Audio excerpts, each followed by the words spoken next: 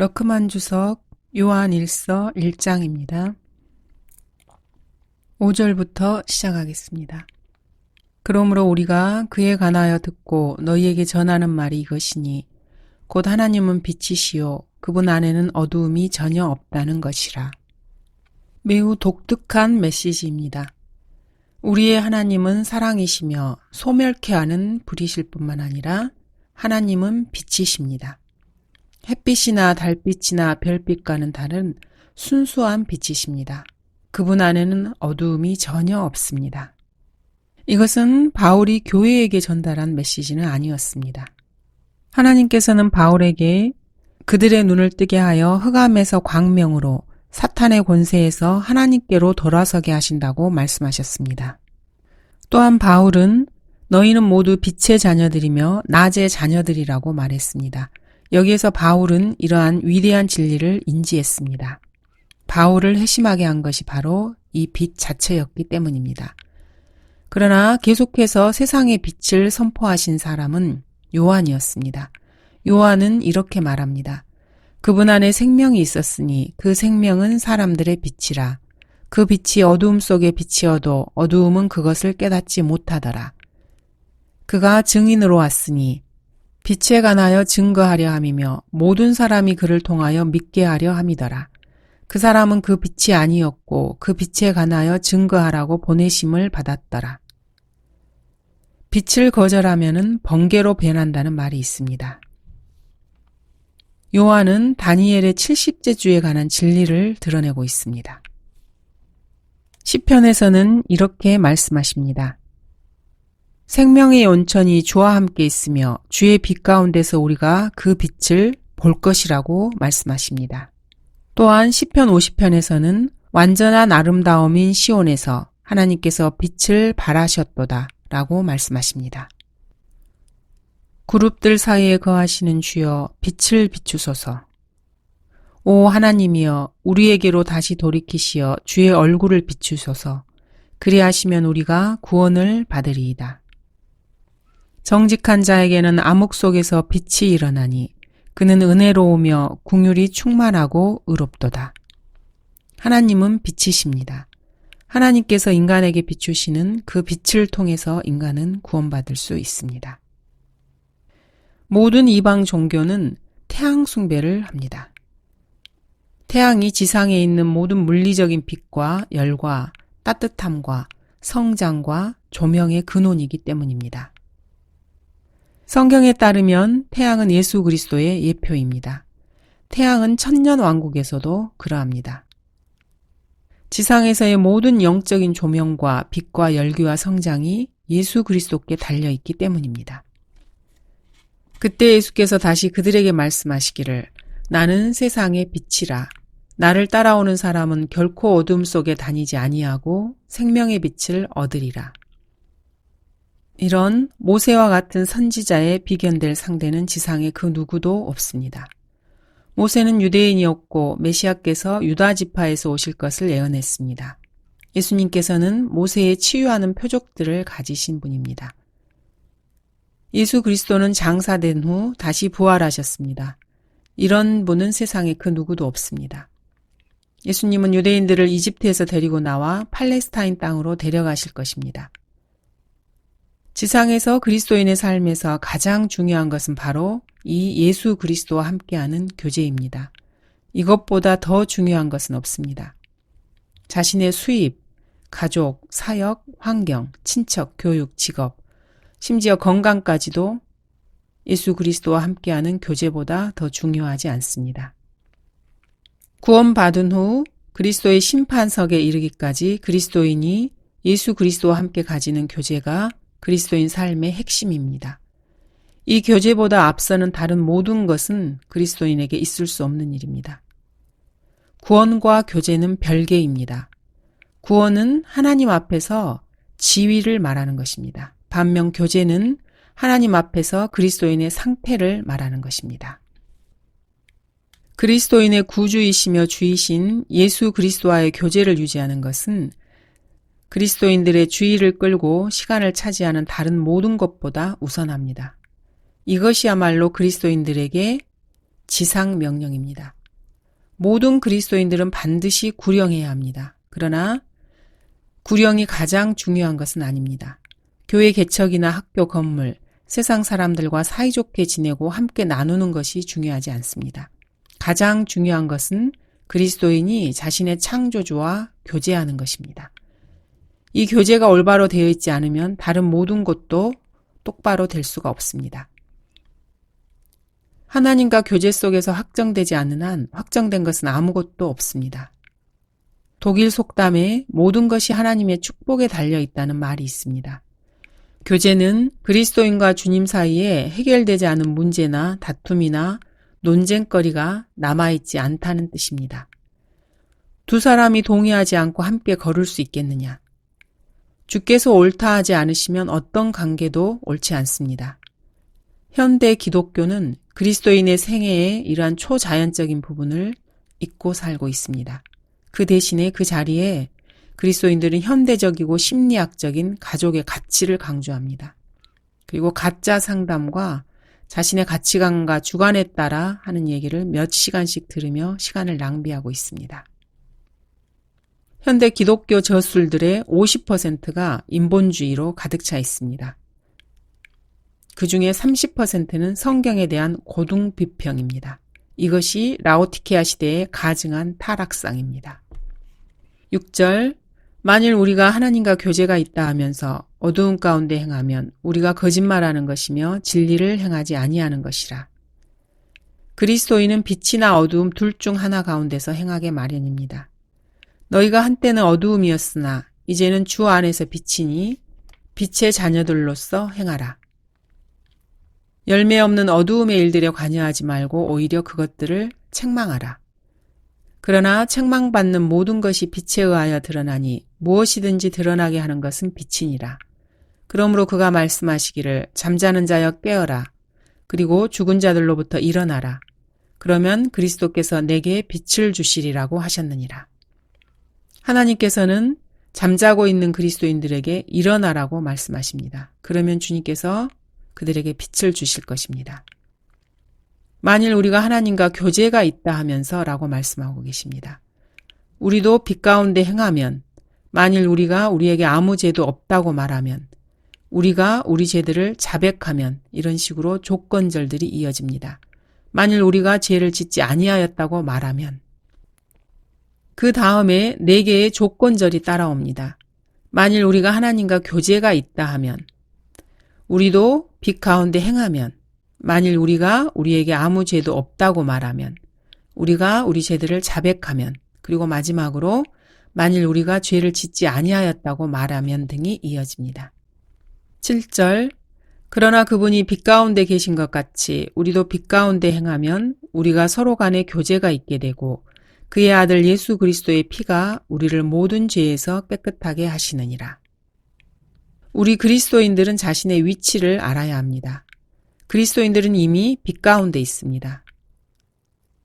그래서 하나님께서는 우리가 빛 가운데 있기 때문에 빛 가운데서 행하라고 명령하십니다.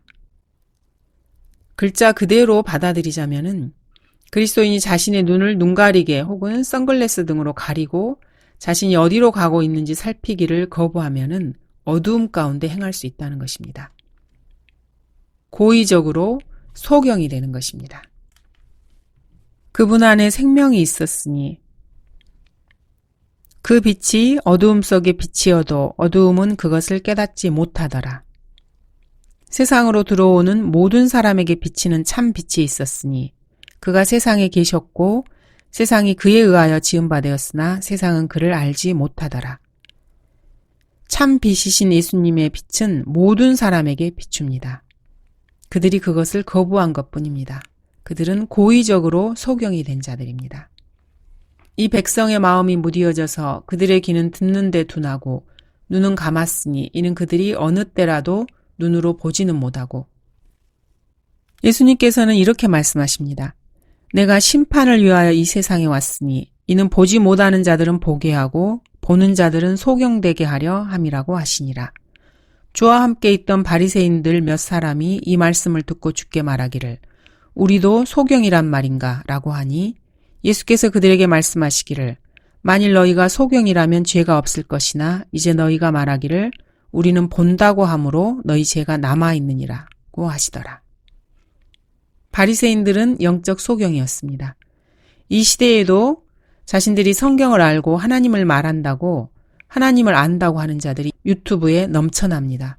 그러나 그들은 성경을 알지 못하고 자신들이 안다고 말하나 모두가 다 소경들입니다. 그리스도인들은 빛 가운데 행하고 다른 그리스도인과 교제를 가지는 중에서도 죄를 지을 수 있다는 사실을 알아야 합니다. 우리가 서로 간에 교제가 있게 되고 예수 그리스도의 피를 그리스도인의 새롭게 된 삶에 적용하면은 그 피는 그리스도인을 깨끗하게 합니다. 예수 그리스도께서 수백 년 전에 십자가에서 피 흘리셨을 때부터 그 피는 영원한 효력을 발휘합니다. 그러나 그 피가 그리스도인의 매일의 생활에서 그 사람을 실제로 깨끗하게 하기 위해서는 하나의 조건이 필요합니다. 이 피를 우리가 현재 적용하며 살아야 합니다.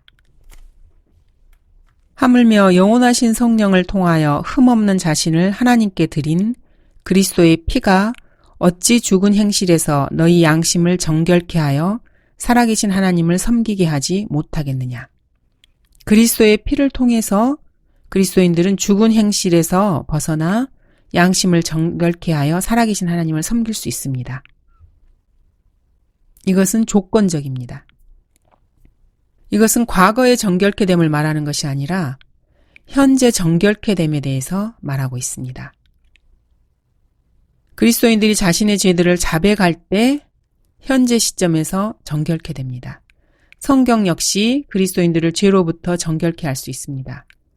이제 너희는 내가 너희에게 일러준 말을 통하여 깨끗해졌느니라. 그래서 그리스도인들은 매일 성경을 읽고 기도해야 하는 것입니다. 말씀의 물로 자신들을 씻는 것입니다. 이 말씀은 과거의 그리스도인의 구원이나 정결케 됨이나 깨끗게 됨, 의롭게 됨, 구속과는 전혀 상관이 없습니다. 조건적이기 때문에 그리스도인의 현재적인 거룩함을 말하고 있습니다. 만일 우리가 우리에게 아무 죄도 없다고 말하면 우리 자신을 속이는 것이요 진리가 우리 안에 있지 아니하나. 우리의 본성의 일부로서의 죄에 대해서 말하고 있습니다. 바울은 로마서에서 이 본성에 대해서 말합니다. 나는 육신적이어서 죄 아래 팔렸도다. 그러나 죄가 계명을 통하여 기회를 잡아 내 안에서 온갖 세욕을 일으켰느니라. 그러나 이제는 그것을 행하는 것은 더 이상 내가 아니요 내 속에 거하는 죄니라. 오 나는 비참한 사람이로다. 누가 이 사망의 몸에서 나를 구해낼 것인가. 내 지체들 속에 있는 또 하나의 법이 내 생각의 법과 싸워 나를 내 지체들 속에 있는 죄의 법에게로 사로잡아 오는 것을 보는도다. 예수 그리스도 우리 주를 통하여 하나님께 감사하노라. 그러므로 내 자신이 생각으로는 하나님의 법을 섬기지만 육신으로는 죄의 법을 섬기노라. 요한은 바울의 로마서를 자신 앞에 두고 이 서신을 쓰고 있는 것 같습니다. 로마서는 요한 일서가 기록되기 적어도 20년 전에 기록되었기 때문입니다.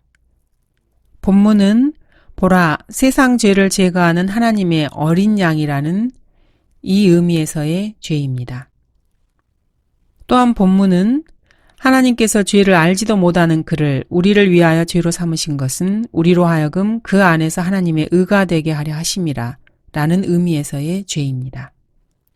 그리스도인 안에는 두 가지 성품이 있습니다. 그러나 그리스도인들을 제외한 세상의 모든 죄인들은 이 무지한 타락한 아담의 죄의 본성으로 행위를 통해서 하늘나라에 갈 수 있다고 믿습니다. 세상 그 어떤 종교 소속에서도 새로운 출생을 말하는 것은 없습니다. 모든 종교인들은 허물과 죄들 가운데서 죽은 상태로 태어나서 아담의 본성을 가지고 아담 안에서 살다가 죽습니다. 그리스도인 신앙 외에 다른 종교를 가진 사람들이 이 말이 기분 나쁘다고 해도 어쩔 수 없습니다. 성경이 세상의 모든 종교들에 대해서 말하는 것을 말하고 있을 뿐입니다. 성경은 세상에 잡다한 종교들이 있기 500년 전에 이런 위대한 진리를 말씀하고 있습니다. 현재 인간이 하나님의 형상으로 만들어져 있다고 말을 하거나 인간의 본성이 기본적으로 선하다고 말하는 이런 자들은 성경을 거부하고 성경을 부인하며 자신을 의롭다고 여기는 바보들입니다. 그리스도인들 안에도 죄가 거하고 있습니다. 자기 안에 죄가 없는 그리스도인은 없습니다. 자기 안에 죄가 없다고 말하는 그리스도인은 자신을 속이는 것이며 죄에 대해서 말하는 진리를 거부하는 것이라고 요한은 분명하게 선언하고 있습니다. 진리가 우리 안에 있지 아니하나 이렇게 요한은 말합니다. 다윗은 하나님의 마음에 합한 사람이었고 21가지 점에서 예수 그리스도의 예표가 되는 사람이었습니다. 다윗은 이렇게 말합니다. 보소서 내가 죄악 중에서 조성되었고 죄 중에서 내 어머니가 나를 배웠나이다. 예수님께서는 죄인들이 저지르는 죄들뿐만 아니라 죄인의 타고난 본성적인 인간의 죄성을 위해서도 죄값을 지불하셨습니다.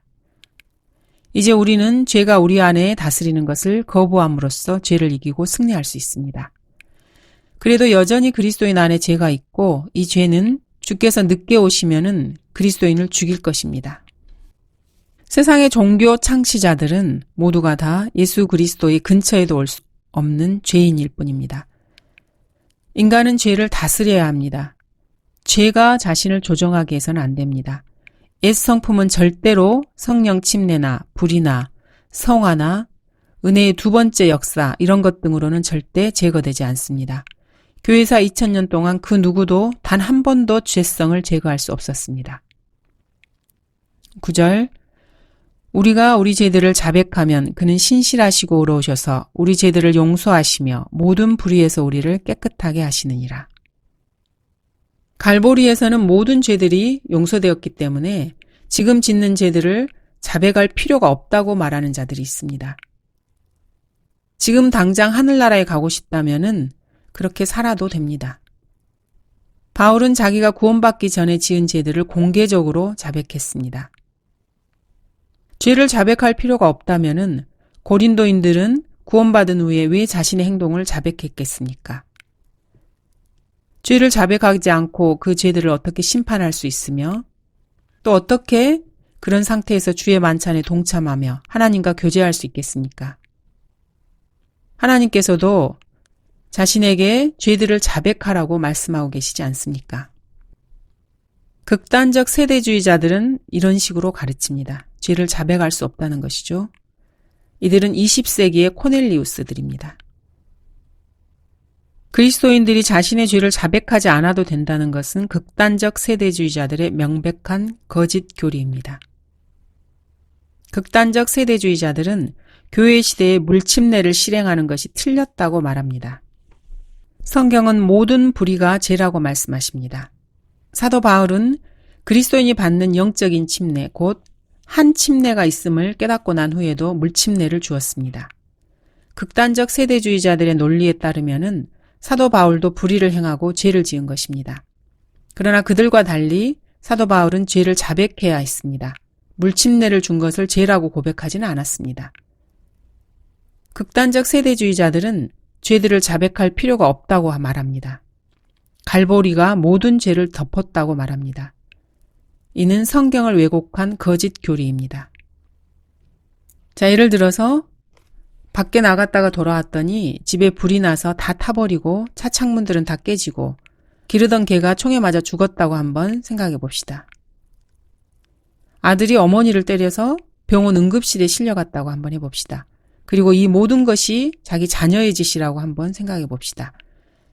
집에 들어갔더니 그 자녀가 이렇게 말합니다. 아, 아버지, 제가 아버지의 아들이라는 사실이 좋아요. 아버지가 이 모든 것을 다 사셨잖아요. 오늘은 나가서 스테이크나 함께 먹도록 해요. 아버지와 함께 있고 아버지와 친근하게 교제를 나누고 싶어요. 이런 아들을 어떻게 할 것 같습니까? 아마 죽기 일보 직전까지 흠씬 두들겨 패줄 것입니다. 더 혼내주고 그 다음에는 경찰을 불러서 아마 감옥에 집어넣을 것입니다.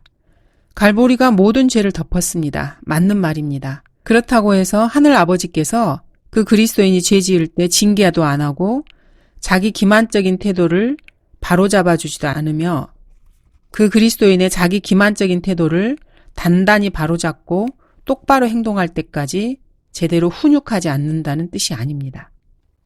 너희가 육신을 따라 살면 죽을 것이나 성령을 통하여 몸의 행실을 죽이면 살리라. 내 안에 거하지 아니하는 사람은 가지처럼 버려져 말라버리느니라. 그러면 사람들이 그것들을 거두어 불 속에 던질 것이요 그것들은 타버릴 것이라. 너희는 그들 중 어떤 사람들이 불평한 것처럼 불평하지 말라. 그들은 그러다가 멸망시키는 자에게 멸망당하였느니라. 이제 그들에게 일어난 이 모든 일이 본보기가 되고 또 세상의 끝날들을 당한 우리에게 권면으로 기록되었느니라. 그러한 자를 사탄에게 넘겨주어 그 육신은 멸망케 하여도 그 영은 주 예수의 날에 구원받게 하려 함이라. 만일 누구든지 하나님의 성전을 더럽히면 하나님께서도 그 사람을 멸하시리라. 이는 하나님의 성전은 거룩하며 너희는 그 성전이기 때문이라. 그리스도인들의 죄에 대해서 지적하신 하나님의 말씀은 참으로 무섭습니다. 죄를 자백한다고 해서 그것이 구원의 근거가 되는 것은 아닙니다. 유다 이스카리옷이나 파라오, 발라암 모두 죄들을 자백하고서도 지옥으로 갔습니다. 위에 언급한 성경을 찾아서 읽어보시면 됩니다. 하나님은 공의로우시고 거룩하신 분이십니다. 하나님께서 한 사람을 깨끗하게 하실 때는 공의로운 근거를 기준으로 합니다. 아무런 근거 없이 아무렇게나 하시는 것이 아닙니다. 누군가 죄를 자백하여 용서받기 이전에 먼저 그 기준이 충족되어야 합니다. 그리스도 예수 안에 있는 구속을 통하여 그의 은혜로 값없이 의롭게 되었습니다. 하나님께서는 그의 피를 믿는 믿음을 통하여 그를 화목제물로 세우셨으니 이는 하나님의 오래 참으신 가운데서 이전에 지은 죄들을 사하심으로 인하여 그의 의를 선포하려 하시며 곧 이때 자기의 의를 선포하심은 자신도 의롭게 되시고 또한 예수를 믿는 자도 의롭다 하려 하심이니라. 구원과 교제는 별개입니다. 교제는 자백이 있을 때 지속됩니다. 그러나 구원은 자백할 필요가 없습니다. 구원에 필요한 것은 예수 그리스도를 자신의 구주로 시인하는 것입니다. 하나님이나 다른 사람에게 지은 죄들을 자백하는 것이 필요하지는 않습니다. 극단적 세대주의자들은 초극단 은혜를 말합니다. 이들은 자신이 무엇을 말하는지도 모릅니다. 플로리다주의 라디오 방송국에서는 한때 이 극단적 칼빈주의자 흉내를 내는 일이 있었습니다. 그래서 아무도 예수 그리스도를 영접할 때 기도할 필요도 없고 구원받기 위해서 주님의 이름을 부르지 않아도 된다고 말을 했습니다. 더 나아가서 공개적으로 예수님을 시인하지 않아도 된다고 가르쳤습니다. 그러나 성경은 이렇게 말씀하십니다. 즉 하나님께서 그리스도 안에 계셔서 세상과 자신을 화해하게 하시며 그들의 죄가를 그들에게 돌리지 아니하시고 우리에게 화해의 말씀을 맡겨주신 것이라. 성경이 이렇게 말씀하고 있기 때문에 이 말씀이 진리이기 때문에 아무런 신경도 쓰지 않아도 된다고 성경을 잘못 인용한 것입니다. 사탄 역시 이 고린도후서 5장을 한 단어도 빠뜨리지 않고 다 믿고 있습니다. 바울은 믿는 사람들에게 그것을 받아들이라고 공고하고 있고 그렇게 하지 못하면 구원받지 못한 것입니다. 우리도 그리스도를 대신하여 너희에게 강구하노니 너희는 하나님과 화해하라. 그들은 이 구절을 믿었으면서도 하나님과 화해하지 않았습니다. 사탄 역시 위 구절들을 모두 믿지만 불못에 던져질 것입니다. 대개 보면은 부정적인 진리가 먼저 나옵니다. 우리 죄들을 용서하시며 그리고 긍정적인 진리가 두 번째 나옵니다. 우리를 깨끗하게 하시느니라. 죄 짓고 기도한 경험이 있으면은 이 말씀이 믿기 쉽지 않은 진리임을 알 것입니다. 똑같은 죄를 자주 짓다가 그 죄들을 자백하고 일어섰는데 여전히 죄들이 용서되지 않은 것 같은 그런 느낌을 받은 적이 있습니까? 이렇게 느끼는 것은 자신들이 죄들을 짓고 난 후 여러 해 후에도 그 죄의 결과를 받아야 한다는 것을 알기 때문입니다. 70세, 80세가 되어서도 자기가 10대, 20대 때 지은 죄에 대한 대가를 치러야 할 때가 있습니다. 러크만 목사님께서도 자신의 젊었을 때의 죄들에 대해서 7, 80대에 그 대가를 치렀다고 고백하십니다. 러크만 목사님은 감각들을 단련하여 선악을 분별하실 수 있게 되셨습니다. 그래서 주님께서 때로 자신의 삶에 들어오셔서 궁지에 몰리기까지 어려움을 겪게 하는 것을 허락하신다는 것을 알게 되었습니다. 계속 싸워도 그 육신의 가시가 자신을 찌르는 것입니다. 그 육신을 정복하지 못하는 것에 대해서 사탄은 그 그리스도인을 완전히 낙담시키고 그것을 이기지 못하고 승리를 획득하지 못한 것이 너무나 부끄러워서 더 이상 은혜의 보좌 앞으로 나가는 것을 싫어하게 됩니다. 여러분도 아마 그런 느낌을 받았을 것이 분명합니다. 어떤 소년이 잠자리에 들기 전에 무릎을 꿇고 앉아서 이렇게 말합니다. 그날 무슨 일이 있었는지 모르겠지만은 말도 안 되는 기나긴 기도를 하는 것을 어머니가 듣게 되었습니다. 기도가 끝나자 어머니가 아들에게 물었습니다. 무슨 기도가 그러니? 8살 된 소년이 대답합니다. 제가 똑같은 말을 밤마다 계속 기도드리니까 주님께서 똑같은 내용을 듣는 게 좀 지겨우실까 봐서 오늘은 주님께 골디록과 곰 3마리 이야기를 해드렸어요. 러크만 목사님께서는 개 장수들이 개 1마리를 놓고 흥정하는 것을 들으신 적이 있습니다. 한 사람이 말합니다. 저 개는 순종이야. 다른 사람이 저 녀석은 완전 순종이지. 저 개가 말을 할 수 있으면은 우리 같은 사람에게도 아마 말을 붙일걸. 다른 개 장수가 말합니다. 그런데 벼룩이 좀 있던데. 두 번째 사람이 이렇게 받아칩니다. 그렇지. 저 녀석이 자기가 개라는 사실을 잊어버리지 않을 정도만큼은 벼룩이 있어. 이 두 사람의 말은 곰곰이 생각해 봐야 할 내용입니다. 이 안에는 여러 해 동안 염두에 두어야 할 진리가 있습니다. 그리스도인이라 할지라도 자신이 죄인이라는 것을 잊지 않을 만큼의 그런 벼룩을 가지고 있는 것입니다. 현대의 심리학 상담이나 인본주의 설교를 하는 설교자들은 이런 그리스도인들의 실제적이고 영적인 문제들에 대해서는 전혀 알지 못합니다.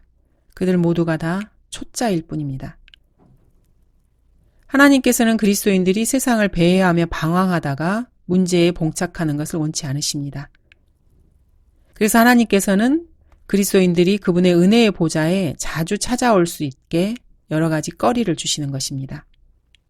이러한 주님의 조치를 그리스도인들이 좋아하든지 싫어하든지 사실은 그리스도인들에게 유익이 됩니다.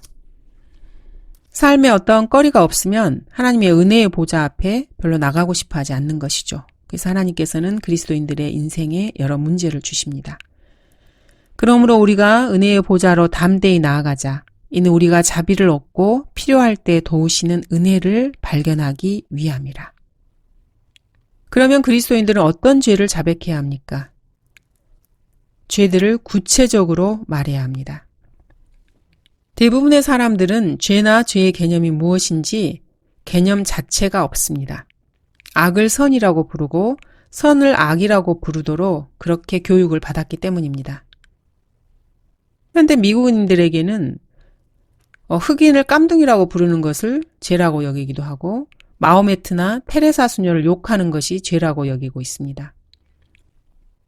반대로 다른 사람의 아내나 딸을 시시껄렁한 농담으로 희롱하거나 히틀러나 연쇄살인범 이런 자들도 모두 다 하나님의 자녀라고 부르는 이런 에큐메니컬 운동을 선이라고 생각하고 있습니다.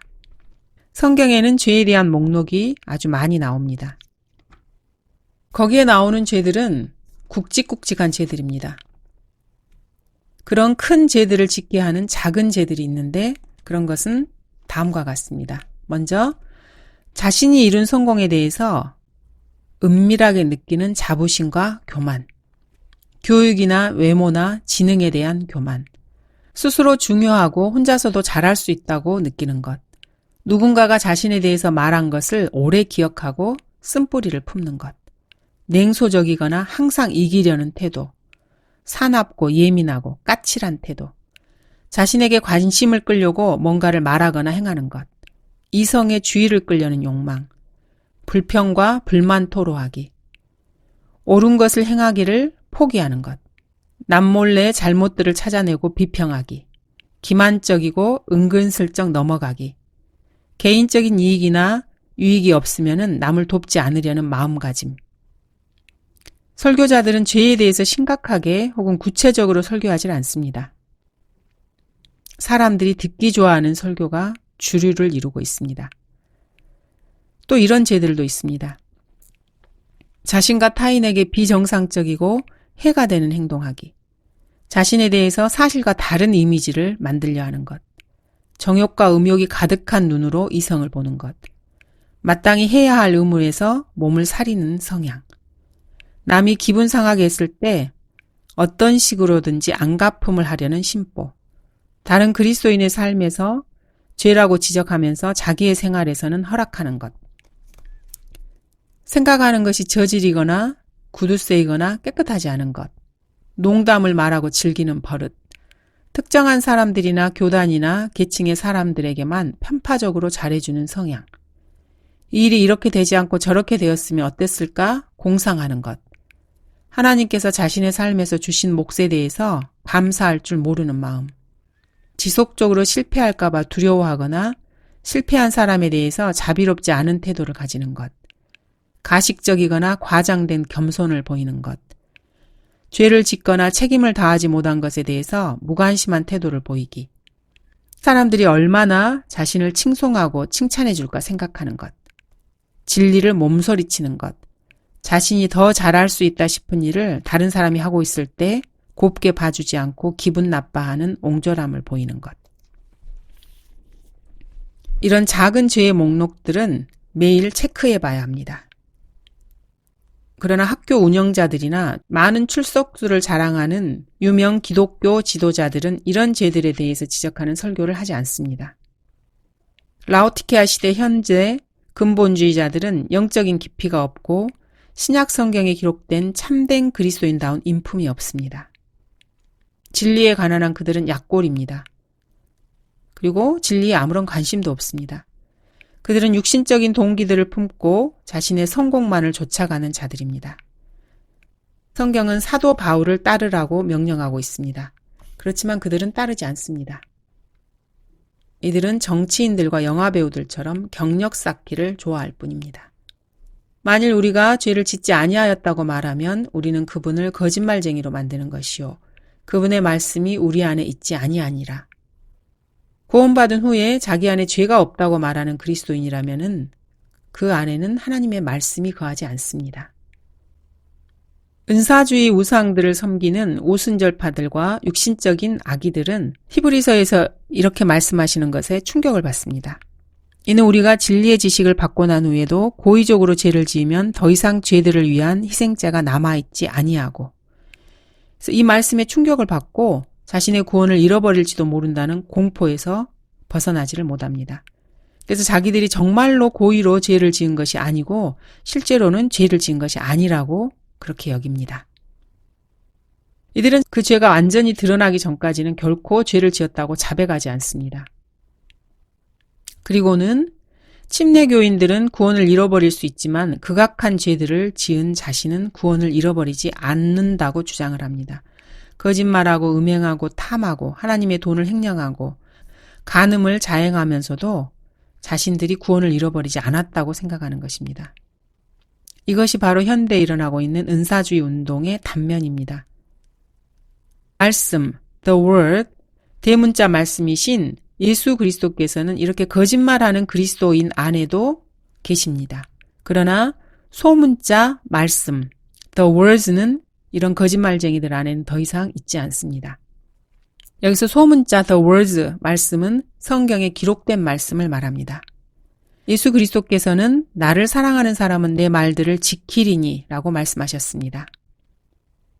현대의 변개된 성서들에서는 이렇게 기록되어 있지 않습니다. 감사합니다.